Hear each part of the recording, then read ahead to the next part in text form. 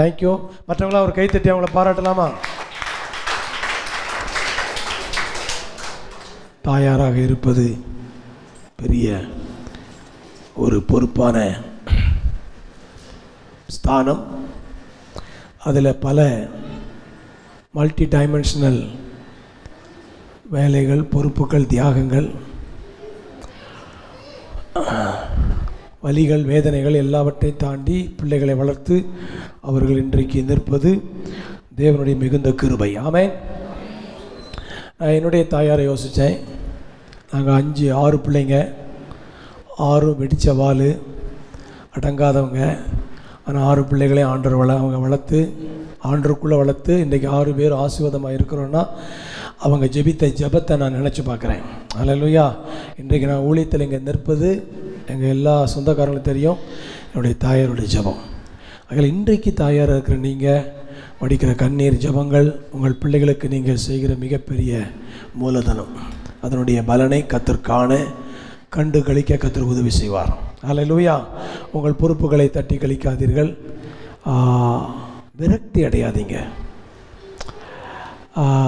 பல வருடங்களாக இந்த ஒரு அம்மா மனைவிங்கிற ஸ்தானத்தில் இருந்த பிறகு ஒரு கட்டத்துக்கு பிறகு ஒரு விரக்தி, ஃப்ரஸ்ட்ரேஷன் வந்துடுது. வந்து அவங்க ரொம்ப டிப்ரெஷனில் போயிடுறாங்க. 2-3 பாயிண்ட் சொல்கிறேன், கவனிங்க. முதல்ல டிப்ரெஷன், விரக்தி அடையக்கூடாது. ஆண்டவர் உங்கள் பலனை அறிந்திருக்கிறார், உங்களுடைய கெப்பாசிட்டி அவருக்கு தெரியும். பைபிளில் 1 கொரிந்தியர் 10ஆம் அதிகாரத்தில் ஒரு வசனம் இருக்குது. அவர் அந்த வசனத்தில் போனீங்களா, மனுஷருக்கு நேரிடுகிற சோதனை அல்லாமல் வேறே சோதனை. நிறைய பெண்களுக்கு என்ன அப்படின்னா, எனக்கு மட்டும்தான் இவ்வளோ கஷ்டம், நான் தான் இவ்வளோ கஷ்டப்படுறேன் அப்படின்னு சொல்லி ஒரு தாழ்வு மனப்பான்மையில் சுய பரிதாபத்துக்குள்ளே போயிடுறாங்க. அப்படி போகக்கூடாது. தேவன் எப்படி இருக்கிறார்? உண்மையிலவராக இருக்கிறார். அவர் உங்களுடைய எல்லா நிலவரத்தை அறிந்திருக்கிறார். அடுத்தது, திராணிக்கு மேலாக அவர் உங்களை சோதிக்கப்படுவதற்கு உங்களுடைய தாங்கு சக்தி அவருக்கு தெரியும், பேரிங் கெப்பாசிட்டி தெரியும். அந்த இந்த புல்பிட்டு மேலே எதை வச்சா தாங்குன்னு சொல்லி தான் கரெக்டாக அதை வச்சுக்கிறோம் பைபிள். இப்போ இது மேலே ஒரு ஜேசிபியை வைக்க முடியுமா? ஜேசிபி ஏன் சுக்கலா வரீங்க, நான் ஏறி உட்காரலாமா? கேரண்டி கிடையாது. என்ன கிடையாது? ஒருவேளை தாங்கலாம், மட்டார்னு நீங்களும் சேர்ந்து வச்சுக்கலாம், கீழே விழலாம். நமக்கே காமன் சென்ஸ் இருக்குது. எனக்கு என்ன இருக்குது? ஆண்டவருக்கு காமன் சென்ஸை கொடுத்த ஆண்டவருக்கு என்ன இருக்கும்? ரொம்பவே இருக்கும். ஆகையால் உங்களுடைய திராணிக்கு மேலே நினைச்ச மாட்டார், சோதிக்க இடம் கொடுக்கவே மாட்டார். அடுத்தது, சோதனையை தாங்கத்தக்கதாக அவுட்லெட் வச்சுக்கிறாரு. உங்கள் இருதயத்தை நீங்கள் தேவனுடைய சமூகத்தில் ஊற்றலாம்.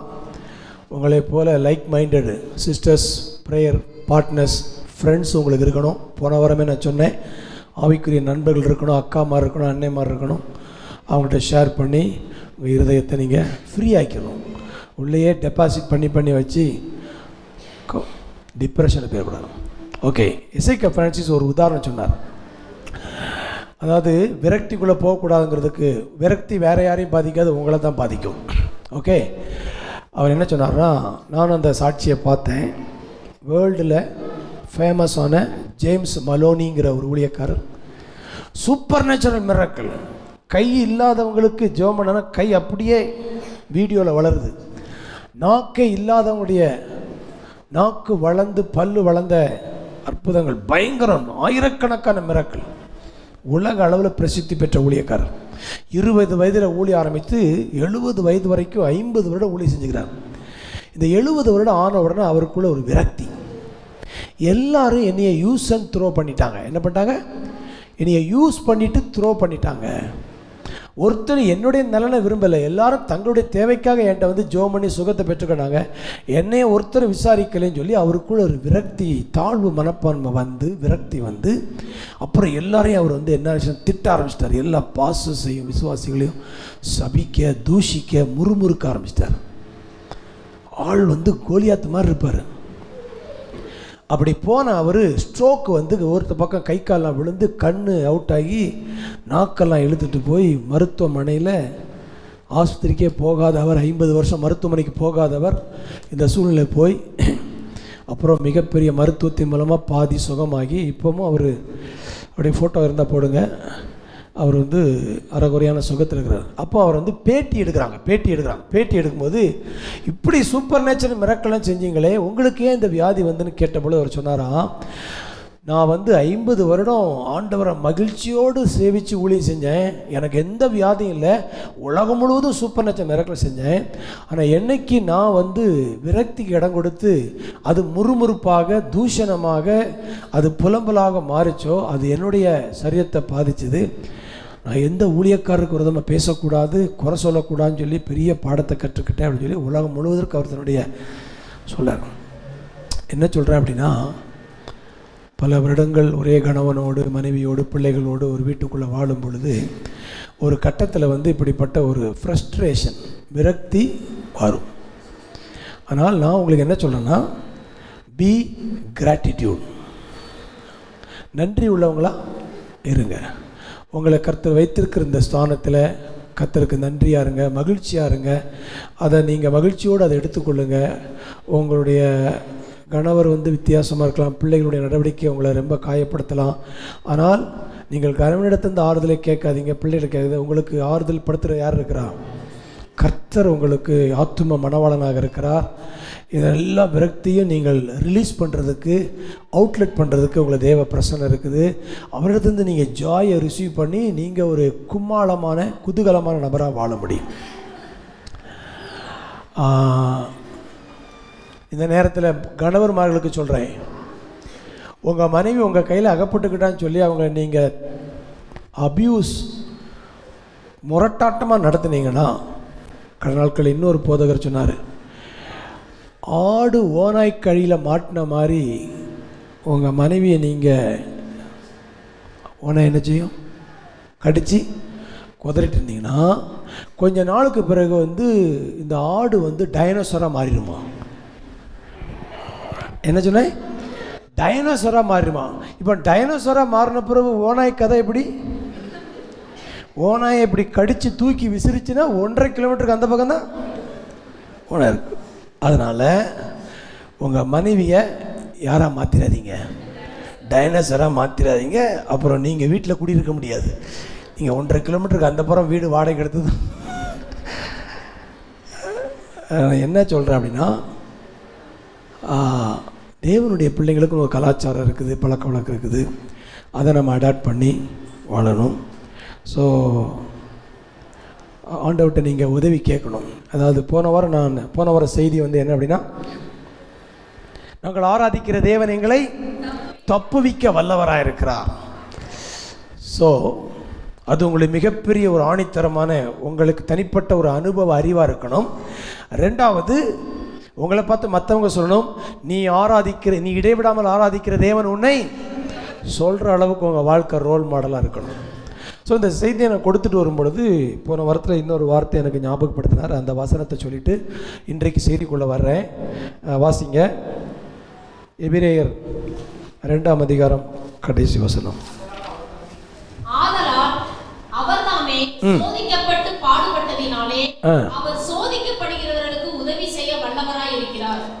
சூப்பர், கவனிங்க. இந்த கொடுத்த ஆலோசனை சேர்ந்து வர்றேன். நான் ரொம்ப சோதிக்கப்படுறேன், என்னை பாடாப்படுத்துகிறான், நான் படாத பாடுபடுறேன் அப்படின்னு சிலர்லாம் நீங்கள் வீட்டுக்குள்ளே புலம்புறீங்க, அழுறீங்க, வெளியே எல்லாரோடு வந்து உட்கார்ந்துருக்கிறீங்க. ஆனால் சிலருடைய தனிப்பட்ட வாழ்க்கை 4 செவத்துக்குள்ளே அவங்களுடைய நிலவரம் ரொம்ப பரிதாபமாக இருக்கலாம் கேள்விப்படுறோம். உங்களுக்கு நான் உற்சாகப்படுத்துகிறேன், உங்களை விட சீனியர் ஒருத்தர் இருக்கிறார். அல்லேலூயா. உங்களோட சீனியர் பைபிளே இருக்கிறாங்க. இங்கே ஒருத்தர் இருக்கிறார். இவர் யார்? இயேசு கிறிஸ்து. அவர் தாமே சோதிக்கப்பட்டு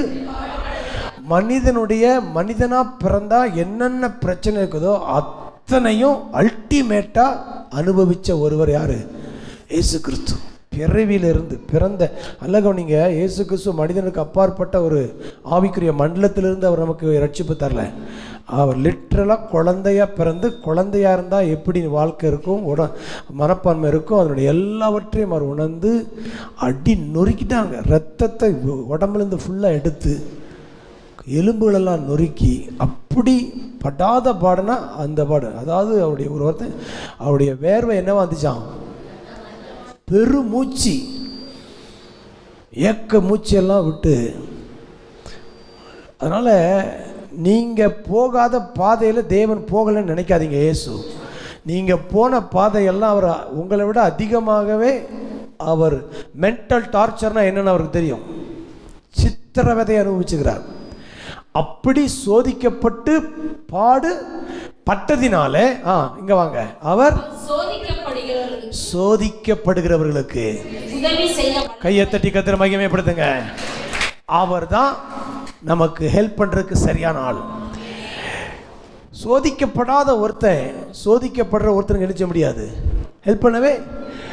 அடினா என்ன, வலினா என்ன, வேதனைனா என்னன்னு தன் வாழ்க்கையில் அனுபவிக்காத ஒருத்தர் இன்னொருத்தர் அந்த பாதையில் போகும்போது அவர் புரிந்து கொள்ளவே முடியாது, அவர் உதவி செய்யவும் முடியாது. ஆகையால மனிதனுடைய எல்லா சோதனைகளையும் பாடுகளையும் பட்டதுனால அவர் நமக்கு ஹெல்ப் பண்ணுறதுக்கு ஏபிள் காட். நம்மளுடைய எல்லாம் சிலர் பாருங்கள், சிலர் அழுவாங்க.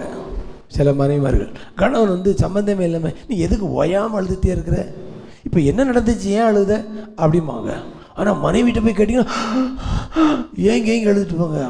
இப்போ 2 பேரும் பக்கத்தில் ஒன்றுமே இவருக்கு புரியவே இல்லை. இது ரொம்ப ஃபீல் பண்ணி போயிட்டுருக்குது. உங்கள் கணவர் உங்களை புரிந்து கொள்ளாமல் இருக்கலாம், உங்களுடைய ஃபீலிங்ஸை, உங்களுடைய பாதிப்பை, வலியை புரியாமல் இருக்கலாம். ஆனால் யார் புரியாதுக்கிறா? இயேசு கிறிஸ்துவுக்கு உங்களுடைய வலி வேதனை தெரியும். 2வது, அவர் எங்கேயோ இல்லை, அந்த வலி வேதனையில் உங்கள் கூட தான் இருக்கிறாரு. அல்லேலூயா. உங்கள் கூட இருந்து உங்களை அதிலிருந்து வெளியே கொண்டு வந்து சுகப்படுத்தி பலப்படுத்தி நிறுத்த அவர் வல்லவராக இருக்கிறார். நான் கடைசி வார்த்தை பாருங்கள், உதவி செய்ய வல்லவராக இருக்கிறார்.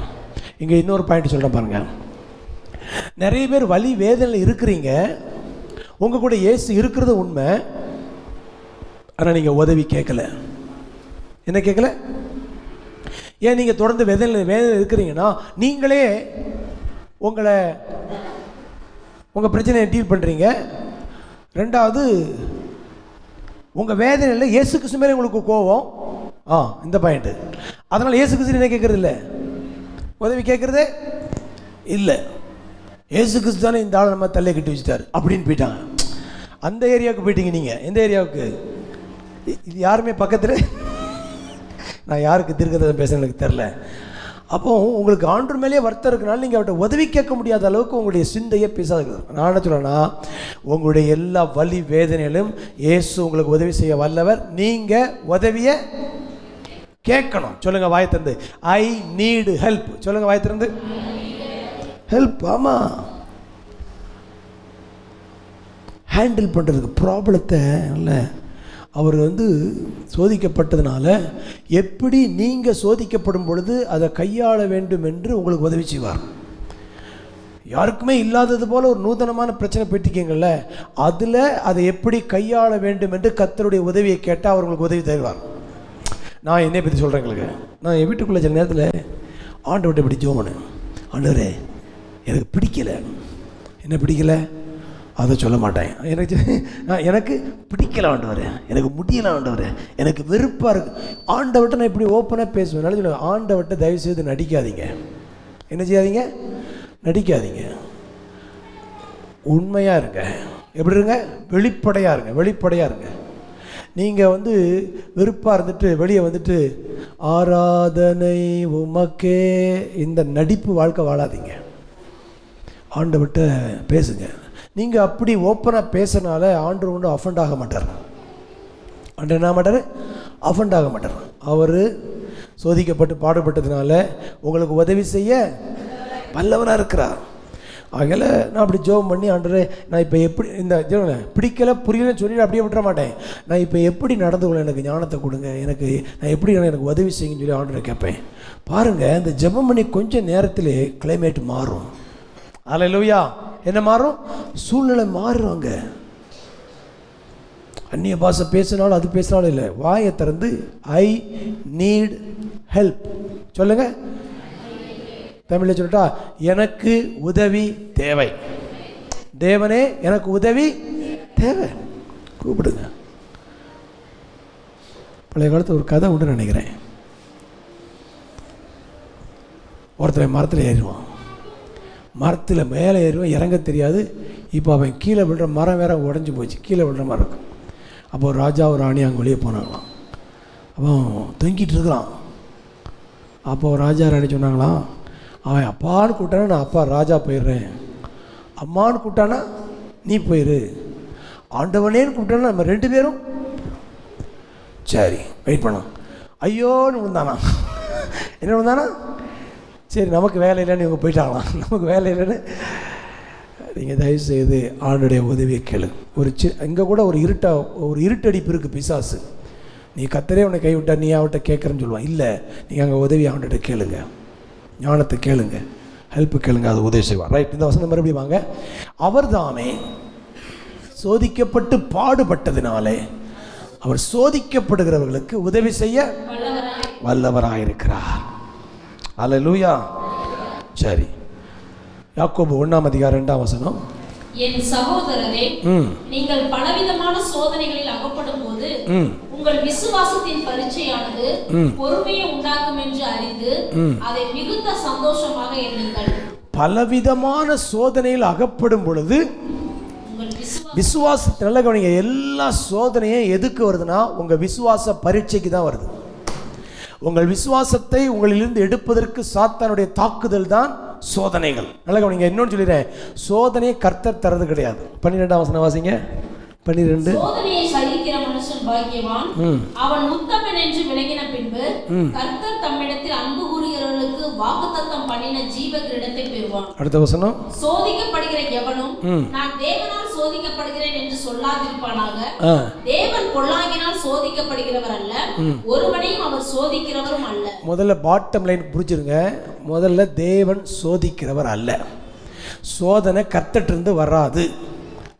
அவருக்கு அந்த வேலை கிடையாது. அவருக்கு அந்த வேலை, அவர் யாரை சோதிக்கலாம் சுற்றிட்டு இருக்கிற ஆள் கிடையாது. ஓகே, முதல்ல ஆண்டவர் சோதிக்கிறவர் அல்ல, சோதிக்கப்படுறவர் அல்ல, சோதனை அவர் அனுப்ப மாட்டார். இது முதல்ல மண்டல புரிஞ்சுக்கணும். ஏன்னா நிறைய பேருடைய புலம்பல் என்ன, ஆண்டவர் என்னைய சோதிக்கிறாரு. இதுதான் அவருடைய புலம்பலாக இருக்குது. இது மிகப்பெரிய பொய்யினுடைய புலம்பல்.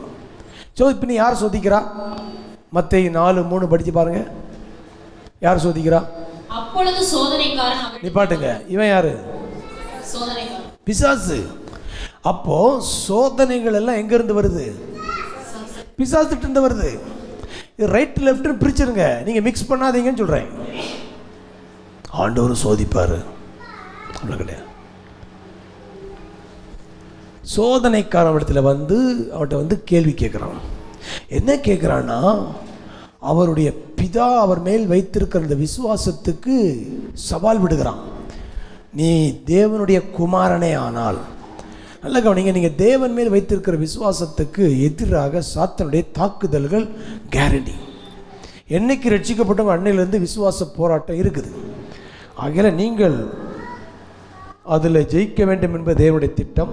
பிசாசு நீங்கள் தோற்க வேண்டும் என்று அவன் எதிர்பார்த்து கொண்டிருக்கிறான்.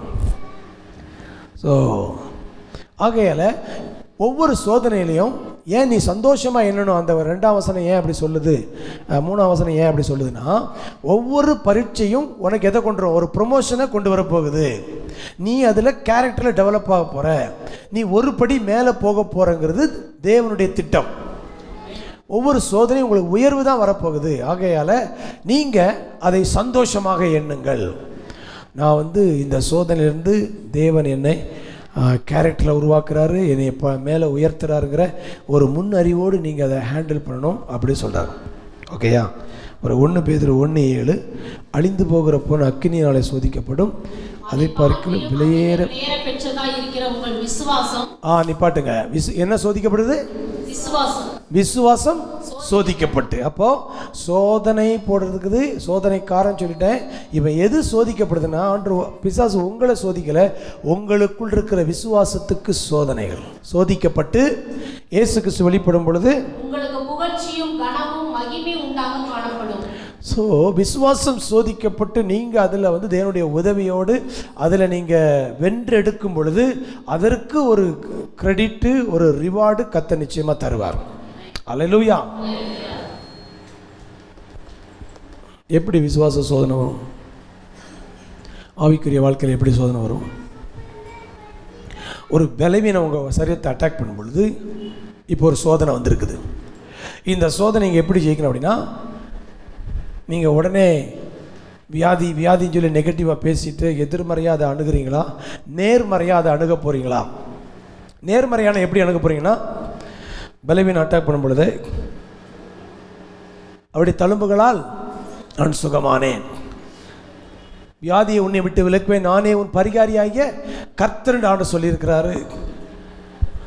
என் அக்கிரமங்கள் எல்லாம் மன்னிக்கப்பட்டிருக்க, நோய்களெல்லாம் இயேசு சிலுவையிலே சுமந்திருக்கிறார் என்று சொல்லி அந்த சோதனைக்கு எதிராக நீங்கள் வார்த்தையை பேசி அதை நீங்கள் கீழ்ப்படுத்தி ஜெயிக்கணும். இயேசு கிறிஸ்துட்ட வந்து பிசாசு வார்த்தையை சொல்லும் பொழுது அவர் வார்த்தையை சொல்லி அதை ஜெயித்தார்.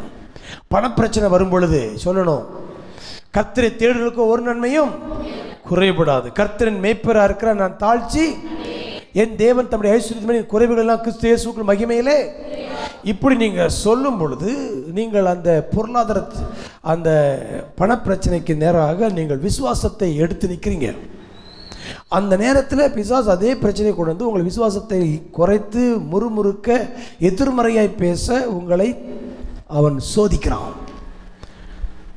யோபுட ஒரே சோதனை அதுதான். நல்லா வச்சுருக்கிறீங்க அதனால் துதிக்கிறான், கொஞ்சம் எடுங்க அவன் முறுமுறுப்பான். அப்போ நம்முடைய விசுவாசம்தான் அங்கே சோதிக்கப்படுது, தாக்கப்படுகிறது.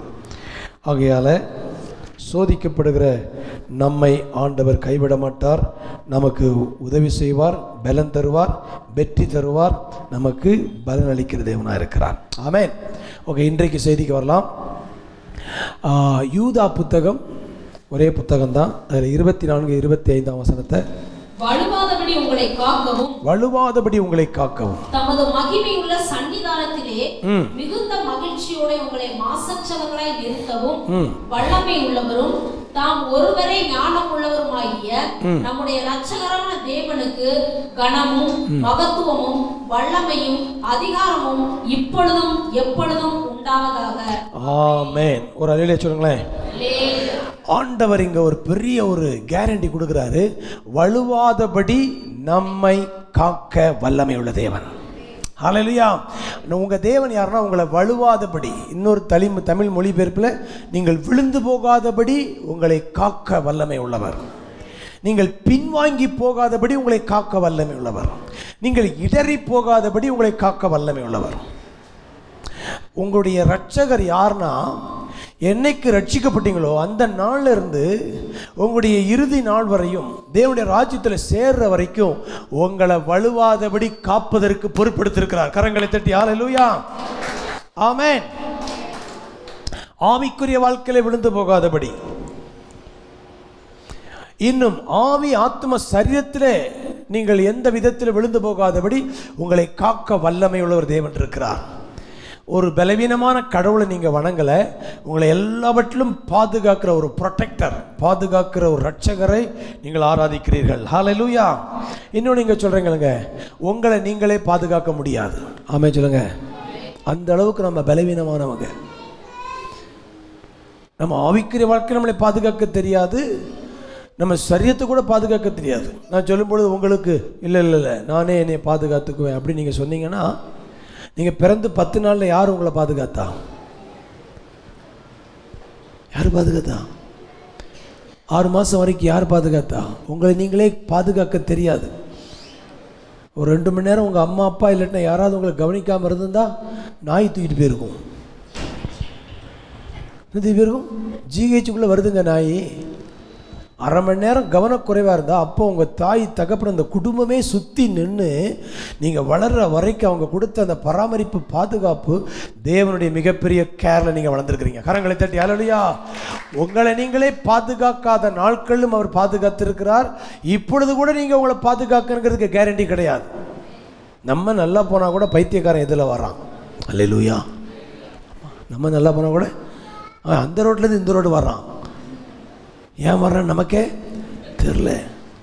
அப்படி இருக்கனால இஸ்ரவேலை காக்கிறவர் உறங்குறதும் இல்லை தூங்குறதும் இல்லை. கர்த்தர் உன்னை காக்கிறார். கர்த்தர் வலது பக்கத்தில் நிலைக்கிறார். பகலிலே வெயிலாகிலும் நிலவாகிலும் உன்னை சேதப்படுத்துவதில்லை. கர்த்தர் உன் ஆத்துமாவை காப்பார். கர்த்தர் உன் எல்லா தீங்குக்கு விலைக்கு காப்பார். கர்த்தரின் போக்கையும் கையை தட்டுங்க. ஹல்லேலூயா.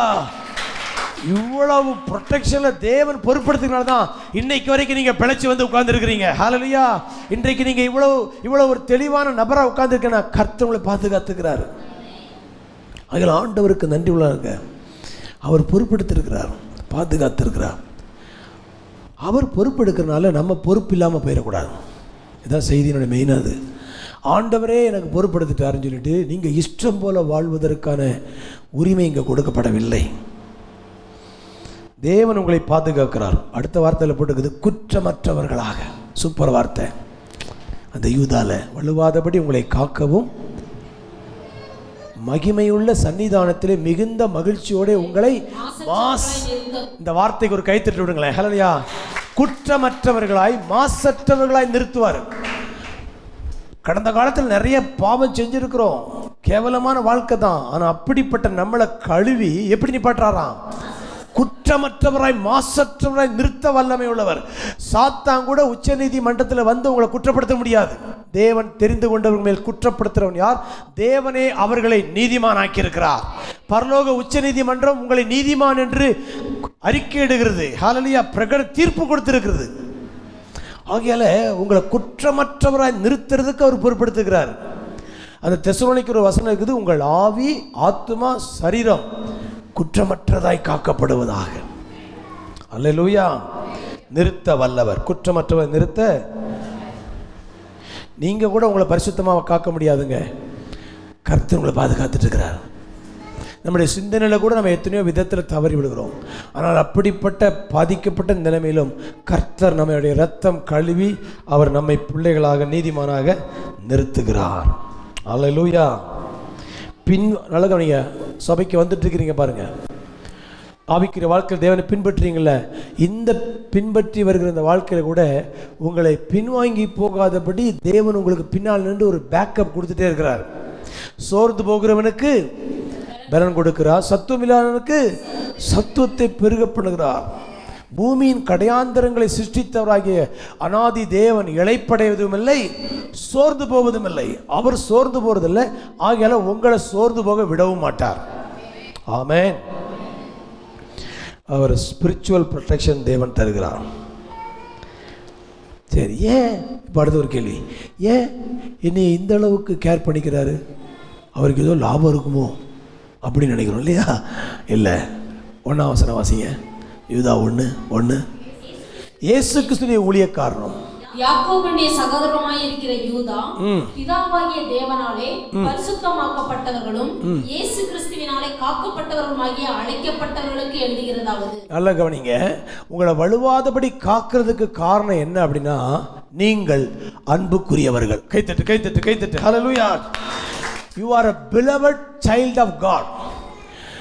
நீங்கள் ரட்சிக்கப்பட்டு பிள்ளையானனால உங்களை அன்பு கூறல, அன்பு கூர்ந்ததுனால உங்களை பிள்ளையாக்கி ரட்சித்திருக்கிறார். கரங்களை தட்டி ஹல்லேலூயா. நீங்க பிள்ளையாறதுக்கு முன்பதாகவே தேவன் உங்களை அன்பு கூர்ந்திருக்கிறார். இந்த பரிசுத்தமாக்கப்பட்டு தமிழில் எழுதியிருக்குது, ஆனால் ஒரிஜினல் மொழியில் அவர் அன்புக்குரியவர்களாய் நம்ம இருக்கிறோம்.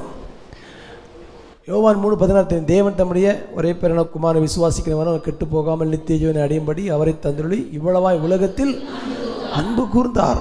அவர் முந்தி அன்பு கூர்ந்தார். அவர் நம்ம மேலே அவ்வளவு பிரியம் வச்சிருக்கிறாரு, அன்பு வச்சிருக்கிறனால தான் அவரை நம்மளை பாதுகாக்கிறாரு, பரிசுத்தமாக்குறாரு, அழைத்திருக்கிறார். ஆக நீங்கள் தேவனுக்கு பிரியமானவர்கள் என்பதுதான் யதார்த்தம். அல்லேலூயா. ஏன் என்னை இப்படி பாதுகாக்கிறார், எனக்கே இவ்வளோ கேர் பண்ணுறாருனா, நீங்கள் அவருடைய, இது இப்படி போட்டிருக்கேன் ஆங்கிலத்தில், you are a redeem beloved children of God. நீங்கள் மீட்கப்பட்ட தேவனுக்கு பிரியமான பிள்ளைங்க. இந்த அன்புங்கிற வார்த்தையை விட இன்னொரு படி கூடனா பிரியமானவர்கள். ஐ லவ் யூங்கிற வார்த்தைக்கும் ஐ லைக் யூங்கிற வார்த்தைக்கும் ஹியூஜ் டிஃப்ரென்ஸ் இருக்குது. அவனை எனக்கு ரொம்ப பிடிக்கும், நான் அவனை நேசிக்கிறேன் அப்படிங்கிறது ஒரு கேஷுவல் டாக். பிடிக்குங்கிறது வந்து ஒரு இன்டிமேட். ஆண்டவர் 3ஆம் வசனம் படிங்க. நீ பாட்டுங்க என்ன சொல்றாரு? பிரியமானவர்களே. வலுவாதபடி நம்மளை காக்கிறதுக்குரிய ரீசன் என்ன அப்படின்னா, நீ அவருக்கு ரொம்ப அவருடைய லவ் ஃபோக்கஸே நீ தான். அவர் உங்கள் மேலே உங்கள் கணவன் மனைவி பிள்ளைகள் உங்கள் மேலே வச்சுக்க அன்பை விட தேவன் உங்கள் மேல் பிரியம் வைத்திருக்கிறார். நீங்கள் தேவனுக்கு பிரியமானவர்கள். அல்லேலூயா. பரிசுத்தமாக்கப்பட்டவர்கள், பாதுகாப்பில் இருக்கவர்கள், அழைக்கப்பட்டவர்கள். ஸோ இப்படிப்பட்ட பிள்ளைகளாக இருப்பதினால, தேவன் தெரிந்து கொண்ட வேறு பிரித்த அழைக்கப்பட்ட பிள்ளைகளாக இருப்பதினால தான் உங்களை வலுவாதபடி காக்கிறார். இப்போ இந்த 3வது வசனத்துக்கு அப்புறம் ஒரு மிகப்பெரிய ஒரு இன்டராக்ஷன் நடக்குது. 2 டீமாக ஆண்டவர் பேசுகிறார். அதை வாசிங்க 4வது வசனத்திலிருந்து. ஏனெனில் நமது தேவனுடைய கிருபை. இல்ல 3வது வசனம், அது பிரியமானவர்களே பொதுவான ரட்சிப்பை குறித்து உங்களுக்கு எழுதும்படி நான் மிகவும் கருத்துள்ளவனாய் இருக்கையில், பரிசுத்தவான்களுக்கு ஒரு விசை ஒப்பு கொடுக்கப்பட்ட விசுவாசத்திற்காக நீங்கள் தைரியமாய் போராட வேண்டும் என்று உங்களுக்கு எழுதி உணர்த்துவது எனக்கு அவசியமாய் கண்டது. நல்லா கவனிங்க. ஒரு விசை ஒப்பு கொடுக்கப்பட்ட விசுவாசத்திற்காக நீங்கள் தைரியமாய் போராட வேண்டும் என்று உங்களுக்கு எழுதி உணர்த்துவது எனக்கு அவசியமாக. ரட்சிக்கப்பட்ட அன்றைக்கு எல்லாருக்கும் ஆண்டவர் ஒரு விசுவாச விதையை தர்றார். ஒரு விசுவாசத்தை, ஒரே அளவு விசுவாசத்தை எல்லாருக்கும் தர்றார். ஏன் ஒருத்தர் பெருசாக இருக்கிறாங்க ஒருத்தர் சின்ன இருக்கிறாங்கன்னா, எல்லாருக்கும் ஒரே விதையை கொடுத்துக்கிறாரு. அவங்க அதை பாதுகாத்து பராமரித்து வளர்த்து எடுத்து அதை காடாக்கி தோட்டமாக்கி இன்னைக்கு அவங்க செழிப்பாக இருக்கிறாங்க. சிலர் அதை புதைத்து வைத்து விட்டார்கள், சிலர் அதை வீணாக்கி விட்டார்கள். ஆனால் எல்லாருக்கும் ஆண்டு ஒப்பு கொடுக்கப்பட்ட விசுவாசம். இந்த விசுவாசத்திற்காக போராட வேண்டும். நல்லா கவனிங்க. தேவன் உங்கள் கையில் ஒரு தாளந்தை கொடுக்குறாரு, ஒரு தேவனுடைய ஒரு கிருபையை கொடுக்குறாரு, வல்லமை கொடுக்குறாரு, தாளந்தை கொடுக்குறாரு, வரங்களை கொடுக்குறாரு. நீங்கள் தேவனோடு ஒத்துழைத்து, இன்னொரு வார்த்தை சொல்கிறேன் பாருங்களேன், வலுவாதபடி தேவன் காக்கிறார்னா யாரை காப்பார்னா, தங்களுக்கு கொடுத்த விசுவாசத்தை யார் கற்றுக்கொள்கிறார்களோ அவர்களைத்தான் கர்த்தர் வலுவாதபடி காப்பார். ஏன்னா இங்கே 2 கூட்டம் மக்கள் உள்ள வர்றாங்க. இப்போ டக்குன்னு வாசிங்க அடுத்த வசனம். ஏனெனில் நமது தேவனுடைய கிருபையை காம விகாரத்துக்கு ஏதுவாக புரட்டி ஒன்றான ஆண்டவராகிய தேவனையும் நம்முடைய கர்த்தராகிய இயேசு கிறிஸ்துவையும் மறுதலிக்கிற பக்தியற்றவர்களாகிய சிலர் பக்க வழியாய் நுழைந்திருக்கிறார்கள். இங்க சிலர் பக்க வழியாய் நுழைந்திருக்கிறார்கள். அவர்கள் இவர்கள் அவர்கள் பேசிட்டே இருப்பார் இந்த பைபிள்ல. கடைசியில் வரும்பொழுது நீங்கள் அப்படின்னு 2 குரூப்பா பிரிக்கிறார். நல்ல கவனிங்க. சபையில் ரட்சிக்கப்பட்டு உள்ள வரும்பொழுது தேவன் கொடுத்த அந்த விசுவாசத்தை தேவனுக்கு நன்றியோடு இருந்து அதை பாதுகாத்து அந்த விசுவாசத்தை, அதான் ஒரு வசனம் இருக்குது, நல்ல போராட்டத்தை போராடினேன் விசுவாசத்தை. உங்கள்கிட்ட கொடுக்கப்பட்ட விசுவாசத்தை தட்டி பறிக்கிறதுக்கு அதுக்கு எதிராக சாத்தான் ஆன மட்டும் போராடுவான். நீங்கள் ஒரு விரக்தியில் ஒரு சோர்வில் அதை நீங்கள் விட்டுட்டீங்கன்னா அவங்க தான் இவங்களாயிருவீங்க. பக்க வழியாய் வந்த சிலர் இருந்துங்க, அவர்கள் இந்த ஆக்கினைக்குள்ளார்கள் என்று பூர்வத்திலே. அடுத்த வசனம் படிங்க. ஒரு உதாரணம் சொல்றாரு கேஸ் ஸ்டடி. நீங்கள் முன்னமே அறிந்திருந்தாலும் நான் உங்களுக்கு நினைப்பூட்ட விரும்புகிறது என்னவெனில், கர்த்தர் தமது ஜனத்தை எகிப்து தேசத்திலிருந்து வரப்பண்ணி ரட்சித்து பின்பு விசுவாசியாதவர்களை அழித்தார். யோசிக்க வேண்டிய மேட்ரு. எல்லாரையும் எகிப்து தேசத்திலிருந்து ஆண்டவர் வரப்பண்ணி ரட்சித்துட்டார். எல்லாரும் ரட்சிக்கப்பட்டுட்டாங்களாம். ஆனால் ரட்சிக்கப்பட்ட குரூப்பில் கொஞ்சம் பேர் என்ன ஆயிட்டாங்க, விசுவாசியாதவர்களை அழித்தார். அப்போ நீ ரட்சிக்கப்பட்ட பிறகு நீ தொடர்ந்து தேவனை விசுவாசித்து நீ விசுவாச வீரனாய் மாறி விசுவாசத்தில் ராஜ்யத்தை ஜெயித்தார்கள், சிங்கத்தின் வாயை அடைத்தார்கள், செங்கடலை பிளந்தார்கள், எரிகோ, இப்படி சாதிக்கிறவனாக மாறணுமே தவிர நீ ரட்சிக்கப்பட்டு உள்ள வந்துட்டு நீ விசுவாசத்தை கோட்டை விட்டுறக்கூடாது. இந்த விசுவாசம் ஒரு பொக்கிஷம். இது நீ கோஆப்ரேட் பண்ணணும். இது தேவனே இது உன்னுடைய பாதுகாப்பில் இருக்குது, உன்னுடைய கட்டுப்பாட்டில் விடப்பட்டிருக்கிறது. விசுவாசத்திற்காக போராடணும். இது சாத்தா உங்கள் விசுவாசத்துக்கு சவால் விடுறான். இயேசுவை சவால் விட்டான். நீ பிதா மேலே அவ்வளோ நம்பிக்கையாக இருக்கிறியா அப்படின்னு இதை பாரு அப்படின்னு சொல்லி அவருடைய பசியை தூண்டி விட்டு சோதிக்கிறான். அவர் அதை விட்டு கொடுக்கல. அவர் மேல் இருக்கிற நம்பிக்கையை குறித்து எந்த சந்தேகத்துக்கு இடம் கொடுக்காமல், மனுஷன் அப்பத்தினாலே மாத்திரமல்ல தேவனுடைய வாயிலிருந்து பிறக்கும் அப்படின்னு சொல்லி தர்றான். ஸோ தேவன் மேல் உங்கள் மேல் இருக்கிற அன்பு, உண்மை, விசுவாசத்துக்கு அட்டாக் வரும். முதல் அட்டாக் என்ன தெரியுமா? அதில் போட்டிருக்கு பாருங்க, தேவனுடைய கிருபையை காம விகாரத்துக்கு ஏதுவாக, 3ஆம் வசனம், காம விகாரத்துக்கு ஏதுவாக புரட்டி ஒன்றான ஆண்டவராகிய தேவனையும் நம்முடைய கர்த்தராகிய இயேசு கிறிஸ்துவை மறுதலிக்கிற பக்தியற்றவர்களாகிய. நல்ல கவனிங்க, கிருபையை பேசுகிற சபை. நான் கிருபையை குறித்து அதிகமாக படிச்சுட்டு இருக்கும்போது திடீர்னு இந்த வார்த்தை என்னை நிப்பாட்டி ஒரு எலக்ட்ரிக் ஷாக் கொடுத்த மாதிரி பண்ணிச்சு. தேவனுடைய கிருபையை காம விகாரத்துக்கு ஏதுவாக புரட்டி, தேவன் உன் மேலே அன்பாக இருக்கிறாரு, உன் மேலே பிரியமாக இருக்கிறான்னு சொல்லிக்கிட்டு நீ தேவனுடைய கிருபையை பாவத்துக்கு துடுப்பிச்சிட்ட எடுத்துகிட்டு போயிடக்கூடாது. Grace is not licence for sin. கிருபை பாவம் செய்வதற்கு கொடுக்கப்பட்ட துடுப்பிச்சிட்டல்ல, கிருபை பாவத்தை எதிர்க்கிற சக்தி. கைத்தட்டுங்க, ஹல்லேலூயா. பாவம் செய்யாமல் இருப்பதுக்கு தான் கிருபை வேணும். பாவம் செய்யாமல் இருப்பதற்கு பலன் தருகிறார். Ability, divine ability. Grace is divine ability. ஒரு எதிர்ப்பு சக்தி, பாவ எதிர்ப்பு சக்தி. பரிசுத்த ஆவி வரும்பொழுது பலன் அடைவீர்கள். பொய் சொல்லாமல் இருக்க, திருடாமல் இருக்க, அந்த ஒரு அப்போது தேவன் தர்ற அந்த விசுவாசத்தை வைத்து தேவனுக்கு உண்மையாக விசுவாசமாக, நல்ல விசுவாசம் 2 இருக்குது. ஒன்று தேவன் மேல் நம்பிக்கை, ஆண்டவர் நம்புறேன்னு சொல்கிற விசுவாசம். இன்னொன்று தேவனுக்கு உண்மையாக இருப்பது. அல்லேலூயா. நம்புறேன்னு சொல்லிக்கிட்டு உண்மையாக இல்லாட்டினா உங்களுடைய அந்த நம்பிக்கையினுடைய அடித்தளமே மாறிடும். அப்போ இங்கே சொல்லுது, கிருபையை காம விகாரத்துக்கு. ஆண்டவர் பாவம் செஞ்சாலும் கண்டுக்க மாட்டார், ஆபாசமெல்லாம் பண்ணாலும், நான் தப்பானவன் பாலியல் உறவில் இருந்தாலும் கிருபை கிருபை கிருபை கிருபை ஒன்றும் நடக்காது சாமி. இங்கே முதல் பிடிக்க வலுவாதபடி யாரை காப்பார்னா, அவருடைய ரட்சிப்பை பெற்று விசுவாசத்தை பெற்று பயபக்தியோடு அந்த கிருபையை வச்சு ஒவ்வொரு தவிர்க்க வேண்டியதெல்லாம் தவிர்த்து தேவனுக்கு பிரியமாய் வாழ ஒவ்வொரு நாளும் அடிமேல் அடி எடுத்து வைக்கிறவங்களை பாதுகாப்பார். இதை நீ அப்யூஸ் பண்ணக்கூடாது, நீ மிஸ்யூஸ் பண்ணக்கூடாது. தேவன் கொடுத்த ஃபெய்த் அண்ட் கிரேஸை நீ அப்யூஸ் பண்ணக்கூடாது. அதை நீ மல்டிப்ளை பண்ணணும், அதை நீ டெவலப் பண்ணணும், அதை நீ ப்ரொடெக்ட் பண்ணணும். தன்னுடைய விசுவாசத்தை காத்துக்கொள்ளுகிறவனே கர்த்தர் வலுவாதபடி காப்பார். அப்போது உங்களுடைய ரெஸ்பான்சிபிலிட்டியை நீங்கள் செய்யும் பொழுது தான் தேவன் உங்களுக்கு. ஏன்னா நான் சொல்கிறேன்னா, நீங்கள் இந்த தடுமாறு எல்லைக்கே போகக்கூடாது. இந்த விசுவாசத்தை வச்சு வியாதியை சுகமாக்கணும், மரித்தோரை எழுப்பணும், அப்படி எக்ஸசைஸ் பண்ணி நீ ஒரு ஆவிக்குரிய அவன் விசுவாசத்தில் என்னவானான், வல்லவனானான். கைத்தட்டுங்க. குழந்தை மாதிரி எல்லாருக்கும் கொடுக்கப்பட்ட விசுவாசத்தை அவன் எக்ஸசைஸ் பண்ணி அவன் வல்லவன் ஆயிட்டான். தேவனை மகிமைப்படுத்தி விசுவாசத்தில் வல்லவனாகணுமே தவிர இந்த சென்சிட்டிவான இந்த ஆபத்தான எல்லையில் போய் கேஷுவாலிட்டியில் போய் மாட்டக்கூடாது.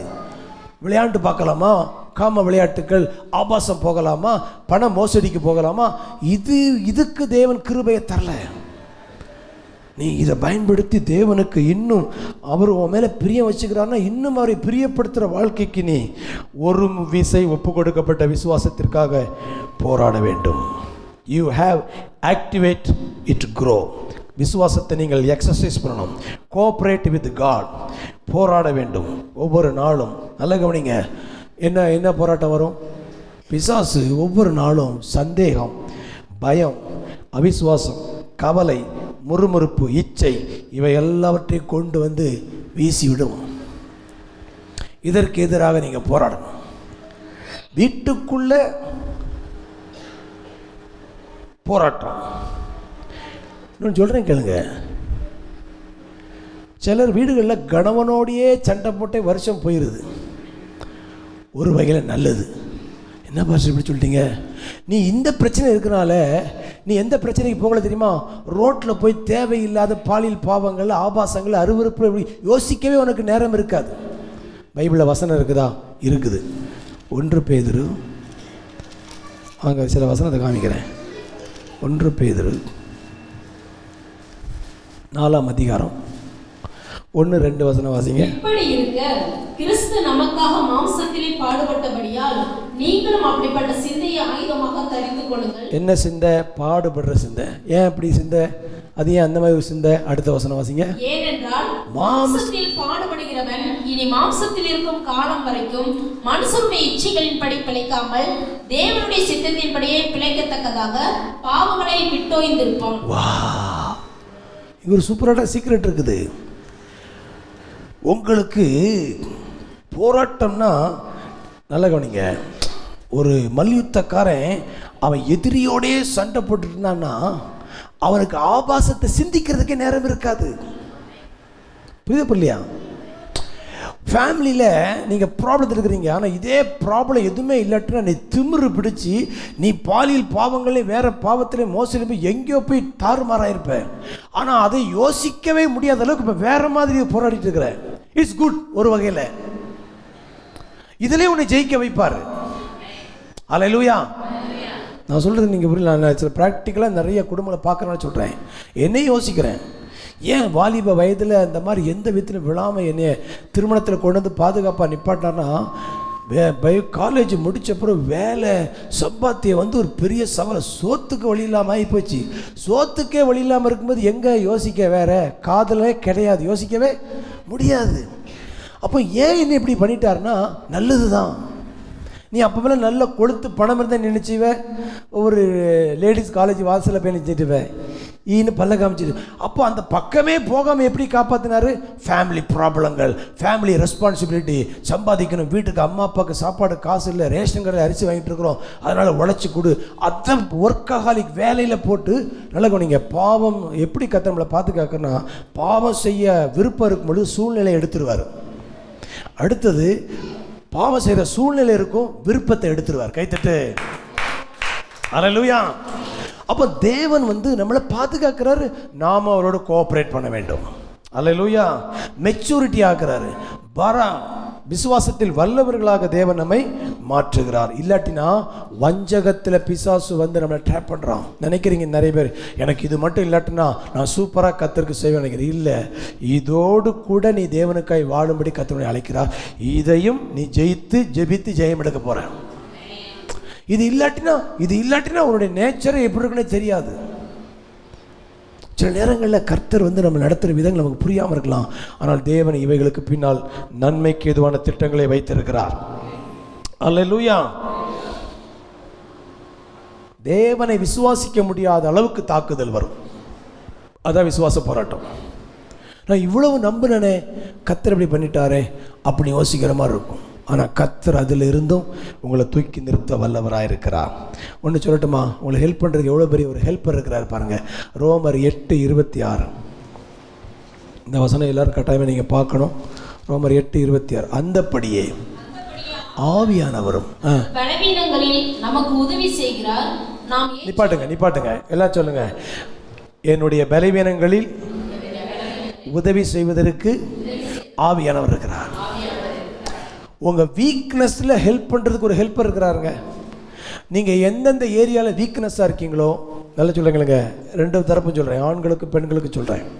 சரீரப்பிரகாரமாக பலவீனமாக இருக்கலாம், சின்ன சின்ன விஷயத்துக்கு எமோஷனல் நீங்கள் ரொம்ப ஃபீல் பண்ணலாம், வேறு உங்களுக்கு என்னென்ன பிரச்சனை இருக்குது எது உங்களுக்கு, அங்கே எல்லாம் உங்களுக்கு ஒரு டிவைன் ஹெல்ப்பர் ஆவியானவர் இருக்கிறார்.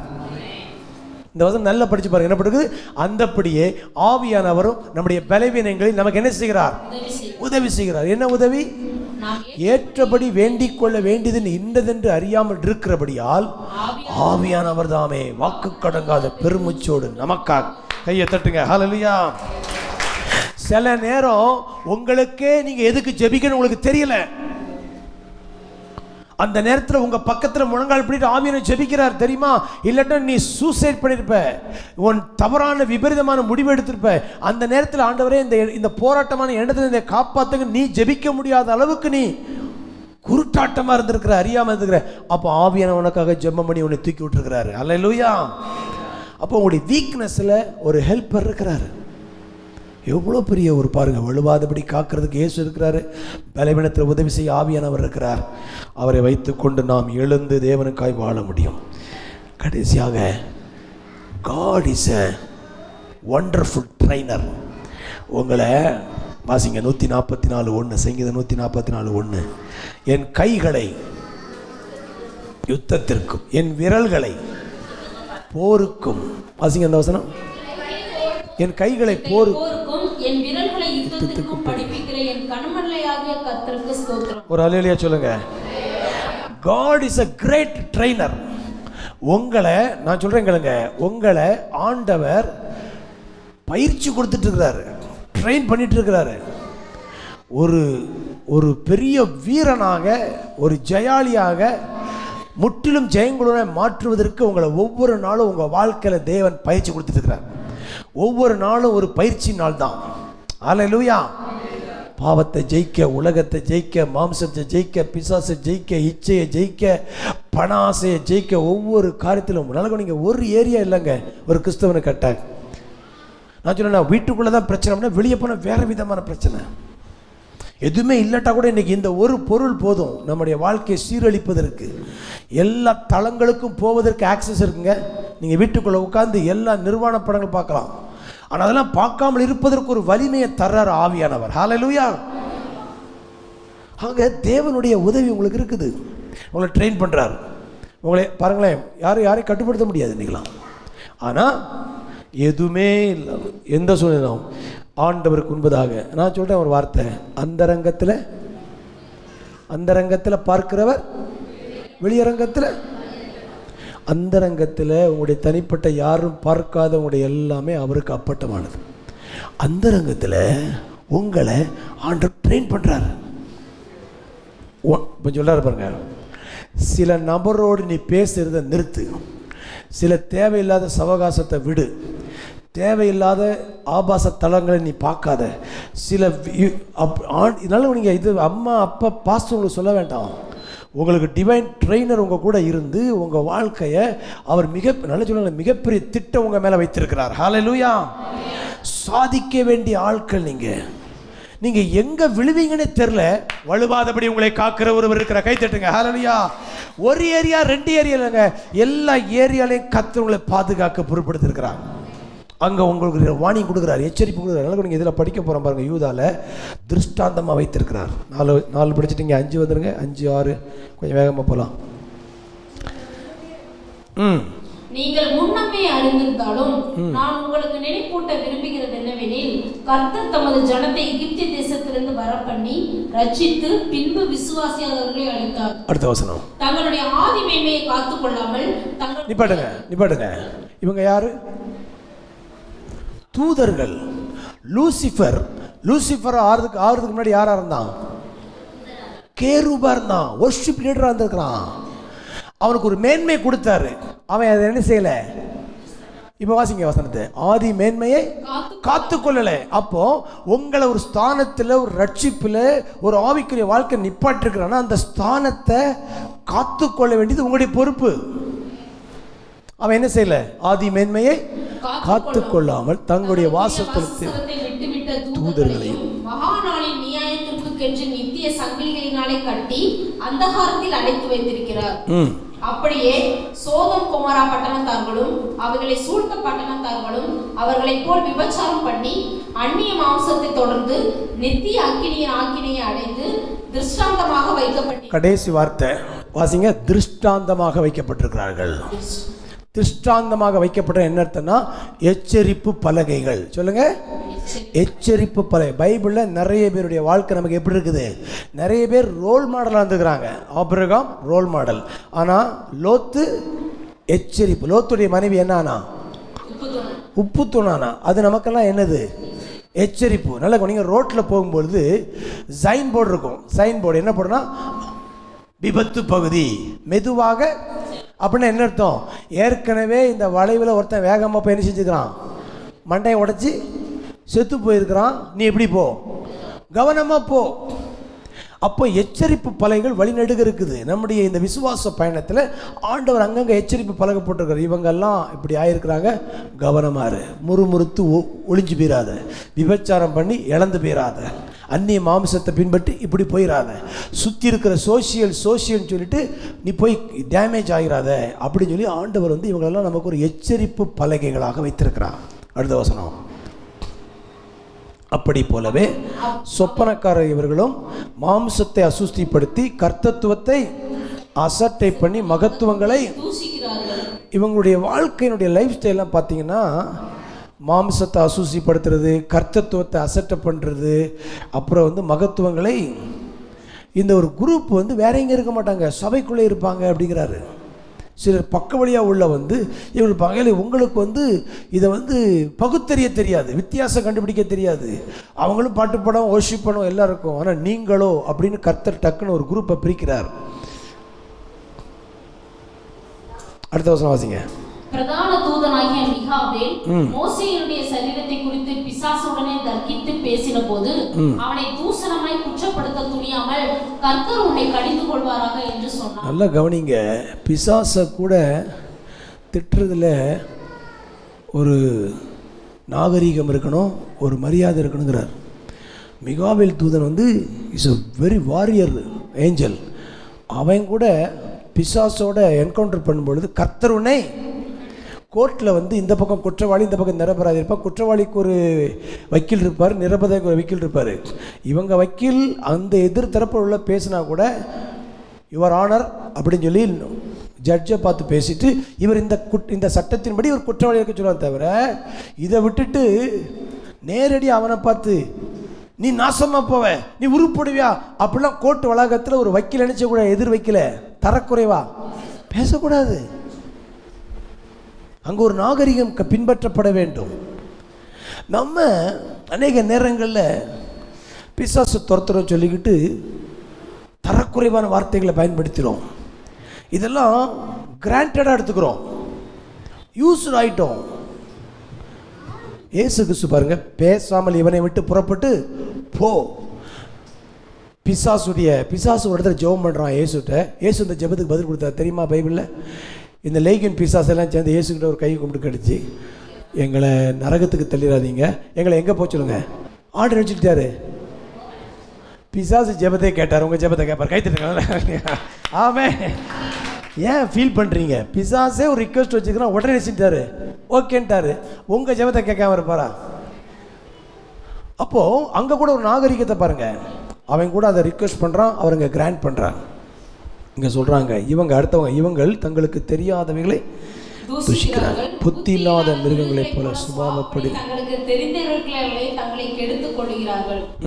இவர்களுக்கு ஐயோ, இவர்கள் காயினுடைய வழியில் நடந்து பிலேயாம் கூலிக்காக செய்த வஞ்சகத்திலே விரைந்தோடி கோரா எதிர்த்து பேசின பாவத்திற்குள்ளாகி கெட்டு போனார்கள். இங்க பாருங்க, 2-3 பேரை டக்குன்னு பாயிண்ட் அவுட் பண்ற. காயின், பிலேயாம், கோரா.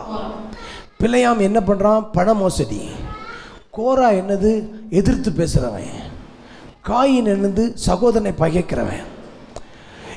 என்ன கத்த சொல்ல விரும்புகிறாரு? விசுவாசத்தை காத்து கொள்ளணும்னா ரிலேஷன்ஷிப்பில் நீ கவனமாக இருக்கணும். உன் சகோதரனோட உடைய உறவு நல்லா இருக்கணும். பண மோசடியில் நீ இறங்கக்கூடாது, எதிர்த்து பேசக்கூடாது. விசுவாச வாழ்க்கைன்னா மல்டி டைமென்ஷன். வெறும் கத்தருக்கு தோத்திரம் போட்டுட்டு அப்படியே போகிறதில்ல. உங்கள் மாமியார் இருப்பாங்க, அண்ணன் இருப்பான், அவங்களையும் நம்ம மரியாதை நடத்தணும். மனுஷனை பகைக்கிறவன் மனுஷ கொலைபாதகனாக இருக்கிறான். அப்போது ஸ்பிரிச்சுவல் லைஃப்னு சொல்லும்போது நம்முடைய கேரக்டர் டீல் பண்ணுறாரு, ரிலேஷன்ஷிப்பை டீல் பண்ணுறாரு. இப்படியெல்லாம் உன்னை நீ காத்து கொள்ளும் பொழுது வலுவாதபடி உன்னை காப்பார். அதுக்கு கீழே வாங்க.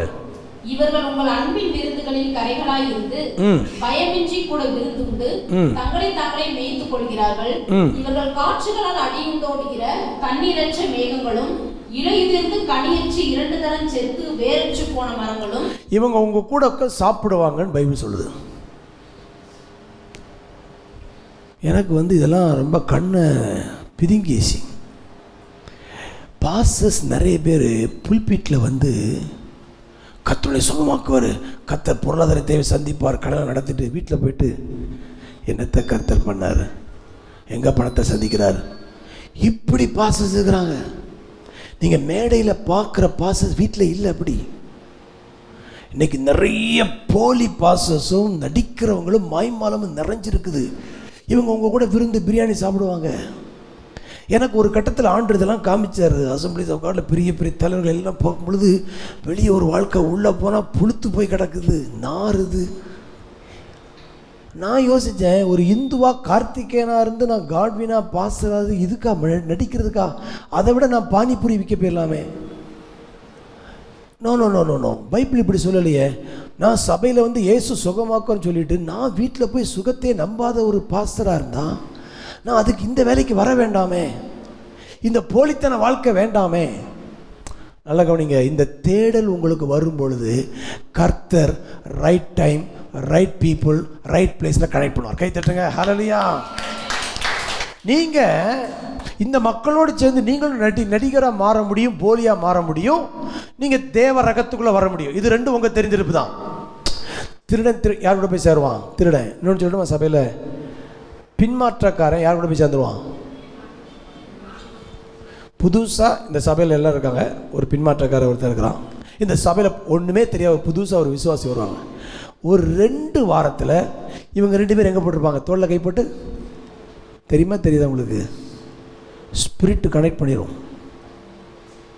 அப்போ எனக்குள்ளே தேடுறது இல்லை ஆண்டவரே, தெய்வீக சுகம் பிறப்புரிமை போட்டிருக்குது, ஆனால் இங்கே பார்த்தா ஊழியருக்கு சுகம், வியாதி வரும், வியாதி கர்த்தர் கற்றுக் கொடுக்குறாரு, வியாதி பரிசுத்தப்படுத்த கொடுக்குறாருன்னு சொல்லி சபை சொல்லுது. இல்லையே, பைபிளில் இயேசு இப்படி சொல்லப்படலையே. இப்படி உங்களுக்கு கேள்வி வரணும், தேடல் இருக்கணும். வேதத்திற்கு முரணான எதையும் நீங்கள் புறக்கணிக்க தைரியமுள்ள இருக்கணும். வேதத்தின்படி நடப்பதற்கு நீங்கள் எந்த இடத்துக்கும் நீங்கள் போக ஆயத்தமாக இருக்கணும். அப்போ இங்கே இந்த மாதிரி நிறைய இன்னைக்கு இன்னும் சொல்லப்போனால் ஒரிஜினலை விட போலி தான் எப்படி இருக்குமா? ரொம்ப பிரைட்டாக இருக்கும், பளபளப்பாக இருக்குமா பார்க்க. நாம் இங்கே முக்கியமான ப்ராப்ளமே என்னென்னா, வஞ்சிக்கப்பட்டு போயிடக்கூடாது. என்னப்பட்டு போயிடக்கூடாது? வஞ்சிக்கப்பட்டு போயிடக்கூடாதுன்னு கர்த்தர் இங்கே நமக்கு ஒரு எச்சரிப்பு பழக பாருங்கள். வலுவாதபடி காக்கிறேன்னு சொல்லிட்டு இவ்வளோ மேட்ரு பேசுகிறாரு, எனக்கு தூக்கி வாரி போட்டுருச்சு. வாங்க கொஞ்சம் கீழே அப்படியே வாசிக்கலாமா? தங்கள் அவமானங்களை முறைத்தளிக்கிற அமளியான கடல் அலைகளும் மார்க்கம் தப்பி அலைகிற நட்சத்திரங்களுமாய் இருக்கிறார்கள். இவர்களுக்காக என்றைக்கும் காரியங்களை வைக்கப்பட்டிருக்கிறது. 16 வாங்க. இவர்கள் முறுமுறுக்கிறவர்களும் முறையிடர்களும் தங்கள் இச்சையின்படி நடக்கிறவர்களுமாய் இருக்கிறார்கள். வாய் இவர்களுடைய வாய் இருமாப்பானவைகளை பேசும், தற்பொழிவுக்காக முகஸ்துதி செய்வார்கள். நீ பாட்டுங்க. இப்போ இன்னொரு செக் பாயிண்ட் சொல்கிறேங்களேங்க. இந்த வார்த்தைப்படி பார்த்தா ஏங்கிட்டையும் சில சரக்கு இருக்கிற மாதிரி இருக்கு பாஸ்டர். இவங்க யார்? முறுமுறுக்கிறவர்கள், முறையிடுறவர்கள், தங்கள் இச்சையின்படி. சபையில் இந்த 2 குரூப் இருக்குது. நீங்கள் அடுத்த வசனம் வாசிங்க. அடுத்த நீங்களும் நிப்பாட்டுங்க. அடுத்த ஒரு குரூப்பை பார்த்து இவர்கள் சொல்லிட்டு டக்குன்னு எங்கே திரும்புறாரு கேமராவை? நீங்களுங்கிறாரு. அப்போ இங்கே 2 குரூப் இருக்குது. இப்போ நான் சொல்கிறேங்களேங்க, ஒருவேளை நீங்களோங்கிற குரூப்பில் கர்த்தருக்காக வாழணும், விசுவாசத்தை காத்துக்கணும் போராடிட்டு இருந்தீங்கன்னா உங்களுக்கு டிக் மார்க் போட்டுடுங்க. ஒருவேளை நீங்கள் அந்த இதில் இல்லாமல் இல்லை பாஸ்டர் முறுமுறுக்கிறேன், முறையிடுகிறேன், இச்சையின்படி நடக்கிற மாதிரி இருக்குது அப்படின்னா கர்த்தர் உனக்கு மனம் திரும்ப அவகாசம் கொடுத்துக்கிறார். இந்த குரூப்பில் நீ எங்கே சேர்ந்துரு சொல்லுங்க, வாய் திறந்து. இந்த நீங்களோ குரூப்பில் சேர்ந்துரு. இந்த குரூப்பில் நீ வழி விலகி அங்கே போயிருப்ப, அதனால தான் வலுவாதபடின்னு போட்டிருக்கல. வழி விலகி நீ போயிருப்ப, மறுபடியும் உன்னை தூக்கி கொண்டு நிறுத்த விரும்புகிறார். நீ நாள் ஆக ஆக பழக்கப்பட்டு பின்மாறக்குறேன், இந்த பரியாசக்காரன் இவங்க கூடயே உட்காந்து அப்படியே போயிடாத. நீ இந்த குரூப்பில் இந்த சபைக்குள்ள இருக்கும் பொழுது உன்னை நான் பார்க்குறேனே பாஸ்டர்ஸ் ஒரு பெருங்கூட்டம் 2 கூட்டம் இருக்குது. ஒன்று எந்த பாராட்டு எவர் எங்களை பாராட்டுறாரு அங்கீகரிக்கிறார் மேட்ரே கிடையாது.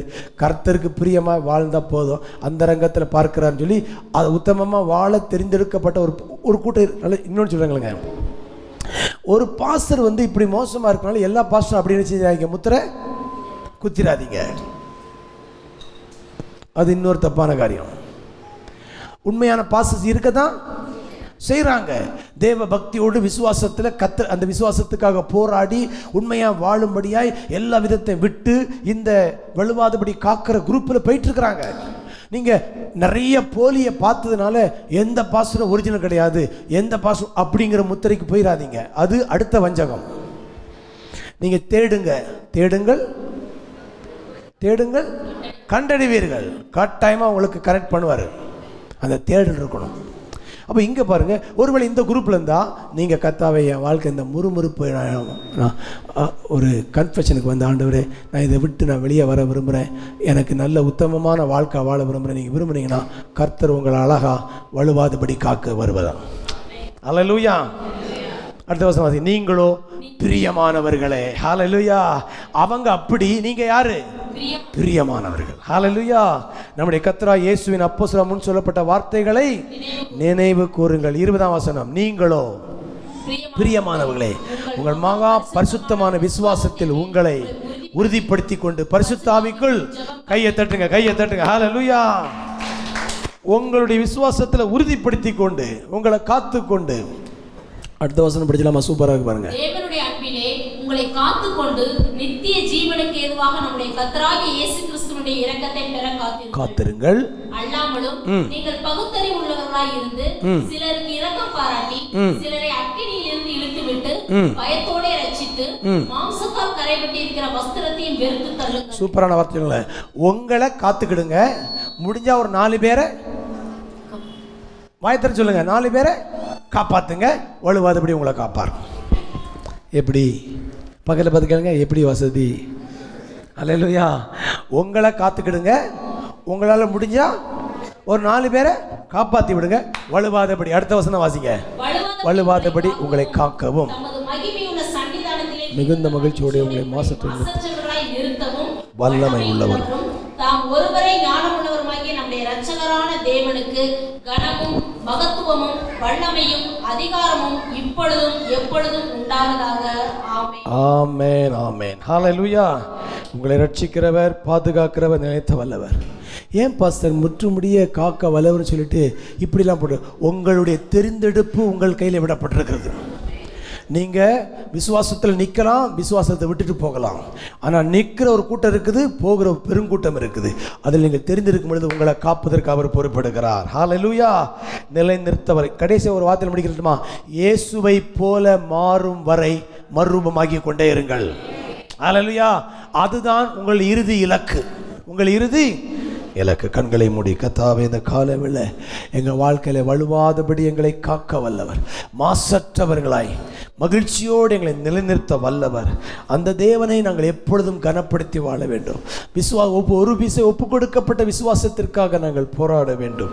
எங்களுக்கு கொடுக்கப்பட்ட விசுவாசத்தை காத்துக்கொள்ள வேண்டும். ஹல்லேலூயா. ஆமென். ஊழியராக நாங்கள் உங்களோடு பேசி கொண்டிருந்தாலும் எங்கள் வாழ்க்கையை எல்லா விதத்திலும் காத்துக்கொள்ள வேண்டிய பொறுப்பு எங்கள் கையில் கொடுக்கப்பட்டிருக்கிறது. ஹல்லேலூயா. ஆமென். நாங்கள் மற்ற 4 பேரை காப்பாற்ற வேண்டியிருக்குது. உங்களை பாதுகாத்து கொள்ள வேண்டும். முடிந்தால் ஒரு 4 பேரை காப்பாற்றி விட வேண்டும். கையை வைத்து இந்த ஜெபத்தை சொல்லுங்கள். ஆண்டவரே, என்னை வலுவாதபடி காக்கிற தேவன் நீர் இருக்கிறீங்க. ஆனால் நாங்கள் எங்களையும் காத்துக்கொள்ள வேண்டும். ஒரு 4 பேரை கர்த்தாவை காப்பாற்றி விட வேண்டும். ஆண்டவரே, அப்படிப்பட்ட உறவுக்கு வரும் பொழுது எங்களை பாதுகாக்கிற தேவன் ஒருவர் இருக்கிறீர். ஹல்லேலூயா. ஆமென். ஆண்டவரே, ஒரு பாட்டு, இந்த பாட்டு பாடலாமா? பாதம் கல்லில் இடராமலே எல் மோஷா என்னை காக்கின்ற தேவன். அந்த பாடலை பாடுறேன். அந்த பாடலை இந்த செய்திக்கு ஆதாரமாக அதை தொடர்ந்து நாம் மிஷனரி காணிக்கை கொடுத்து கர்த்தரை மகிமைப்படுத்துவோம். பாதம் கல்லில் இடராமலே ஒன்று காப்பவரே, எப்பக்கம் நுட்கடி வந்தாலும் நின்று காப்பவரே, பாதம் கல்லில் இடராமலே கண் வைத்து காப்பவரே, எப்பக்கம் நடந்தாலும் நடு நின்று காப்பவரே, எல் மொஷாய் என்னை காப்பவரே, எல் மொஷாய் ஒரு வாக்கினீரே, ஒரு குலைந்த யாக்கோபனை இஸ்ரவேலாய் மாற்றினீரே, எல் மொஷாய் என்னை காப்பவரே, எல் மொஷாய் ஒரு வாக்கினீரே, ஒரு குலைந்த யாக்கோபனை இஸ்ரவேலாய் மாற்றினீரே, அக்கினி சூளையில் எரிந்த போது என் பக்கம் நின்றவரே, கருகின வாசனை இல்லாமலே கருத்தோடு காத்தவரே. பாடுவோம். அக்கினி சூளையில் எரிந்த போது என் பக்கம் நின்றவரே, கருகின வாசனை இல்லாமலே கருத்தோடு காத்தவரே, எல் மொஷாய் என்னை காப்பவரே, எல் மொஷாய் ஒரு வாக்கினீரே, ஒரு குலைந்த பாவியனை இஸ்ரவேலாய் மாற்றினீரே, எல் மொஷாய் என்னை காப்பவரே, மோசாய் உருவாக்கினீரே, ஒரு குலைந்த யாக்கோபனை இஸ்ரவேலாய் மாற்றினீரே. 1000 தடை வள்ளி அரித்தாலும் கொஞ்சமும் பயம் இல்லையே, அனுப்பின தேவன் நீர் பெரியவரே, தடையிலும் பெரியவரே. சேர்ந்து பாடலாமா? 1000 தடை வள்ளி மறித்தாலும் கொஞ்சமும் பயம் இல்லையே, அனுப்பின தேவன் நீர் பெரியவரே, தடையிலும் பெரியவரே. கைத்தடி பாடா. எல் மோசாய் என்னை காப்பாப்பர், எல் மோசாய் உருவாக்கினீரே, ஒரு குலைந்த யாக்கோபனை இஸ்ரவேலாய் மாற்றினீரே. எல் மோசாய் என்னை காப்பாப்பரே, எல் மோசாய் உருவாக்கினீரே, ஒரு குலைந்த யாக்கோபனை இஸ்ரவேலாய் மாற்றினீரே.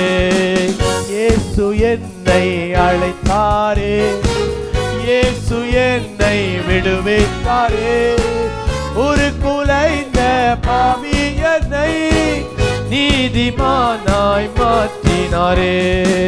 இயேசு என்னை அழைத்தாரே, இயேசு என்னை விடுவித்தாரே, ஒரு குலைந்த பாவியனை நீதிமானாய் மாற்றினாரே.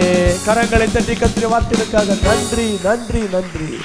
வலுவாதபடி எங்களை காக்க வல்லமை உள்ளவர், ஒருவரை மாசற்றவர்களாய் மகிழ்ச்சியோடு நிறுத்த வல்லமை உள்ளவர், ஒருவரை ஞானம் உள்ளவர், இரட்சகருமாகிய கர்த்தராகிய இயேசு கிறிஸ்துவுக்கு கனமும் மகிமையும் அப்பா உண்டாவதாக. எங்களை பாதுகாத்துக் கொள்ள பொறுப்படுத்திருக்கிற உமக்கு நன்றி. நாங்கள் விசுவாசத்தை காத்துக்கொள்ள வேண்டும் அப்பா. கர்த்தாவே, எங்களை எல்லா சூழ்நிலையிலும் தேவனுடைய உதவியோடு காத்துக்கொள்ள வேண்டும். ஒரு 4 பேரை நாங்கள் காப்பாற்றி விட வேண்டும். கைகளை வைத்து கத்திருந்த காலவில் உங்கள் வாழ்க்கையில் பயத்தோடு இருக்கிறீங்களா? கத்திர வலுவாதபடி காக்கிற தேவன் இருக்கிறா. எவ்வளோ பின்மாட்டத்தில் போனாலும் தூக்கி விட்டு மறுபடியும் கொண்டு வந்து நிலைநிறுத்த வல்லவர். ஹல்லேலூயா. உங்களுடைய ஒத்துழைப்பு, உங்களுடைய ஈடுபாடு, உங்களுடைய ஹல்லேலூயா பங்களிப்பை தேவன் விரும்புகிறார். நீங்களாகவே ஆவிக்குரிய வாழ்க்கையை தெரிந்து கொள்ள வேண்டும், பரிசுத்தத்தை தெரிந்து கொள்ள வேண்டும், ஜெபத்தை தெரிந்து பாவத்தை புறக்கணிக்க வேண்டும். ஹல்லேலூயா, ஸ்தோத்திரம். எல்லா தீய வழிகளை நீங்களாகவே விட்டு வர வேண்டும். தேவன் ஒருபோதும் யாரையும் கட்டுப்படுத்த மாட்டார், கைவிடவும் மாட்டார். ஹல்லேலூயா. அப்படிப்பட்ட ஒரு தகப்பன் நமக்கு இருக்கிறார். நன்றி நன்றி நன்றி.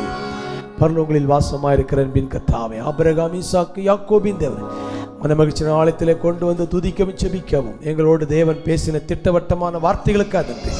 வலுவாதபடி காக்க வல்லமையுள்ள தேவன், எங்களை உங்களுடைய கருத்தில் ஒப்புவிக்கிறோம் ஆண்டவரே. ஒவ்வொருடைய வாழ்க்கையிலும் இந்த நாளிலிருந்து இந்த யூதா புத்தகத்தினுடைய சத்தியங்கள் எங்கள் வாழ்க்கையிலே கர்த்தாவே தேவனுடைய உதவியோடு நாங்கள் வென்றெடுக்க ஜெயத்தை பயிற்சி கொடுக்கிற எங்கள் தேவனோடு இணைந்து ஒரு வெற்றி வீரராய் வாழ உதவி செய்யும். தொடர்ந்து சபை ஊழியர்களை பொறுப்படுத்திக் கொள்ளும். ஜனத்தை ஆசீர்வதிப்போம் இயேசுவின் மூலம் பிதாவே, ஆமென். சேர்ந்து சொல்வோம். என் ஆத்துமாவே முழு உள்ளமே பரிசுத்த, என் ஆத்துமாவே கர்த்தரை ஸ்தோத்திரி. கர்த்தர் செய்த சகலம் நம்முடைய கர்த்தராகிய இயேசு கிறிஸ்துவின் கிருபையும் பிதாவின் அன்பும் பரிசுத்த ஐக்கியமும் பாதுகாப்பும் பராமரிப்பும் நாம் அனைவரோடு வருகை நீடித்து நிலைத்திருப்பதாக. ஆமென். ஹல்லேலூயா, ஹல்லேலூயா.